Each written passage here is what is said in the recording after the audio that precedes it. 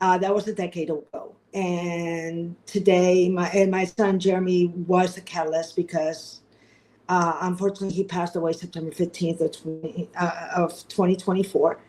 And that's how Jeremy's Unity Flight was created. So even though I was in spreadsheets, nowadays I'm walking a different path.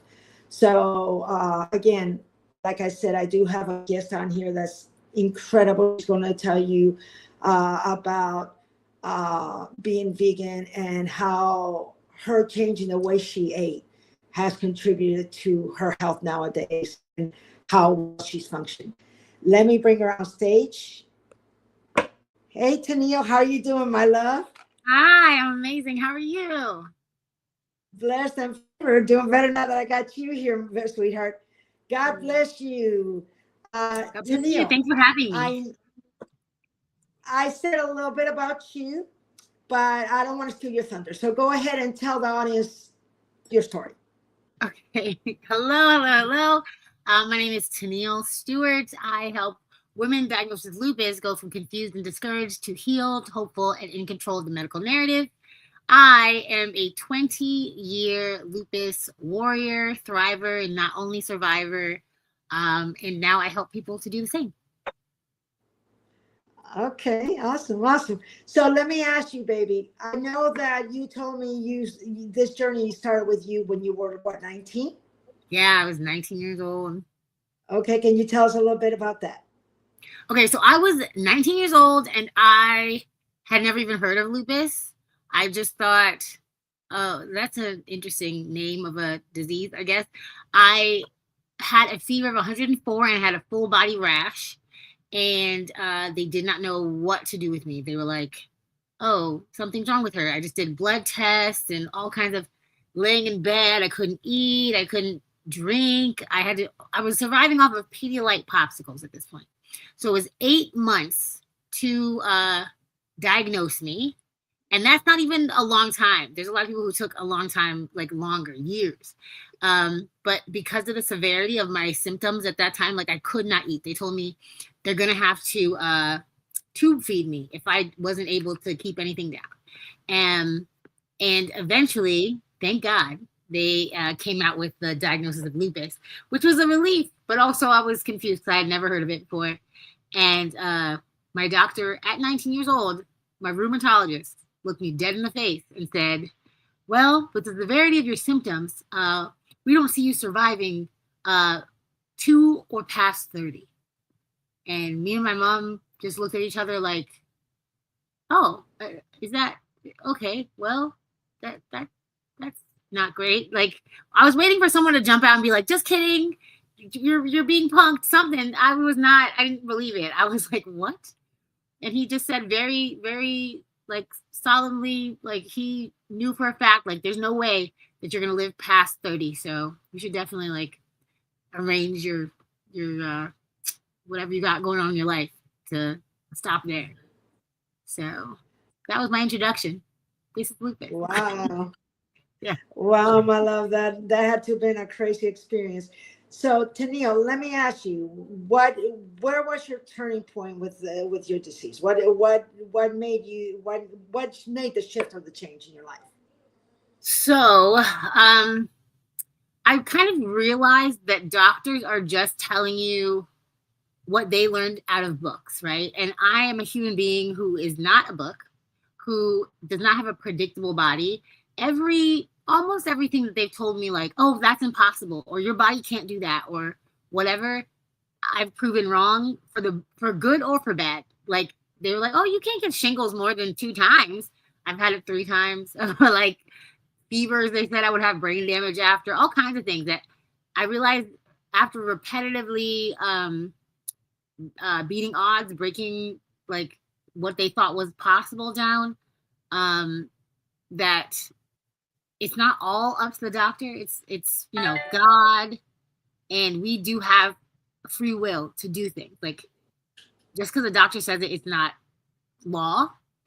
And when I went vegan, I saw a whole different side of health that I didn't know was there. Like after my first flare up, I realized you never know how bad you're feeling until you feel really good for the first time. And I'm so grateful that I found that like capability of feeling good for the first time. Wow, that's amazing. That's Tania, I see you always going, always doing, and you're an inspiration, my love. You're resilient. You just keep going. Okay, so God bless you for that. And I know, the fact you've gone vegan that reduced the inflammation. Am I Oh right? yeah. Oh yeah. So It's crazy. Like if you have just been eating a certain way your whole life and you don't know that this isn't feeling good because you're used to how it feels, right? Like I never really had a problem per se with dairy, right? But dairy is mucus producing. Dairy is causes inflammation because we're not baby cows. So the human body, specifically like Asians and black people, like there are specific people who have reactions to milk, but they never notice it because they've been drinking it their whole lives. When actually humans, after you get off of your mother's breast, you're supposed to be done with milk. That's just kind of not what we need in our lives. So I just didn't realize it. It didn't occur to me. Like I watched a bunch of documentaries that explained, and then when I finally made the shift, I was like, oh, I feel lighter. I feel different. I like this is very different than how I was feeling. And it's all the inflammation and the mucus and you know, all of the I feel like karma that comes with it to me, like I don't steal other people's men because I don't want bad karma. I'm not eating people's babies because I don't want bad karma. You know what I mean? That's why. But yeah, it's I have found that when Western medicine's got its pros and cons, but when you go ahead and you eat right and you do things that are healthier for you, it changes the way, they think that you're going to go one route, but if you eat right and you do right, it changes everything. So it gives you inspiration. It allows you for recovery and everything. So, what other things do you do besides the nutrition, Tenille? So to me, I am very preventative, and I realized that there's a lot of minerals that we don't get in our everyday life because people aren't thinking about it. So the body does not really get sick unless it is missing something. Something is missing. There's two things. So the human body, or like any mammal body, is all day long producing bad cells, producing cancers, producing bad cells. And if you have the nutrients in your body in store, that it can knock out those bad cells. It's regular, cell turnover, okay? And if you have the nutrients that's there to protect yourself and knock out those bad cells, bow, bow, bow. It's all day long. It's a thing that just naturally happens. But when you're little, you're born, hopefully, if you were, well nutritioned and all that, you have all those things in store. But as you get older, you don't have those anymore. So I realized we're just putting it back into the body. Like the nutrients we're missing, the water, the hydration. Like people walk around chronically dehydrated and chronically obese, yet without any nutrition in their body because they're just eating random nothingness. Like I knew meat was not something that I needed because that has to sit and rot in your body for it to be digested. That doesn't feel good. Like that, you feel heavier, you feel more sluggish, you're more tired because your body's fighting so hard to digest that. So it's hydration, nutrition. I'm doing my best with sleep. I've never been great with sleep. And lupus comes with a lot of insomnia and things like that. So I'm working on the sleep part. But nutrition, hydration, positive mental outlook, honest, self-talk that's nice to myself, do my best to be around situations, people, places, and things that are going to be kind to me, make me look at situations in the best light, talking to God. These are all things that are like very important in my like daily habits. Eat well, drink well, sleep as good as I can. Stay positive. Genuinely, people don't think it matters. It is so important. You got to stay around rock stars like Rosie, and you will keep up this positive mindset. Like if you, motion creates emotion, right? So if you're walking around head down, like slumped over, like oh, I'm here again, like I gotta go to work, I gotta do things. Your body is taking all those cues. It doesn't want to stand upright. It doesn't want to be healthy and flourish and do the healthy things that you should do for your, for your body to continue to want to do those things. If you don't use it, you lose it. And that includes a positive attitude, a mental clarity, like, and even if you're on lots of medication, I found this out too, because when I was at my worst, I was on 18 medications, giving myself blood thinner shots every day. When you are on medication, the better you eat, the better those medications work. So if you have the hydration that it needs to metabolize the medication to go through your body like it should, if you have the proper amount of fats, because there's fat soluble vitamins, there's fat soluble medications, like there are things that you need to help the medications to work. So even if you're taking regular medication, and I'm not saying don't take any medication, but if you need medication, the healthier and better that you eat, the better you hydrate, the better you sleep, the better those medications are going to work. Tenille, they did a study years ago of 100 miracles, known miracles. And they asked them several questions, and they put all the information in a database. And they were looking to find out what these 100 people had in common for the miracles. And it was wild because they found out they came up with 10 commonalities. And out of the 10, 4 of them were nutrition and the rest of them were mindset. Yes. So girl, you did. So you're dead on. So yes, I mean, it's mind blowing when you look at those things, so that's pretty awesome. So Tenille, what can you tell listeners today, a little nugget that they can listen to about managing terminal illness and being able to rise above it like you have, because you have in a massive way, girl. So give them an advice. I think the first step is to truly believe that you're going to get through this. Like, it can cross your mind, like, oh, maybe I'm not going to, or like prepare. Like my parents wrote me a will when I was a kid. I was a teenager. They wrote me a will. However, the thought was, I'm staying here. I have things to do. I have places to go. Like, keep that in mind at all times. Like, have a why, have a reason that you're going to survive and thrive. Have a reason. So write it out, write down, like, these are all the reasons I'm staying here, and this is why I'm gonna be okay. Like, before I ever had that for myself, I had my family praying for me. They had my worst flare up ever. My great grandmother in Jamaica had a mass. My mother had people here praying. There was full Catholic masses. My grandmother worked at a church, a nunnery. What's it called? A convent. And they had masses for me, like full church services to pray for me. So before I ever could see my path, that path was being set by other people. So have that mindset, like, I'm staying here and this is why. I'm here for a reason. This is why.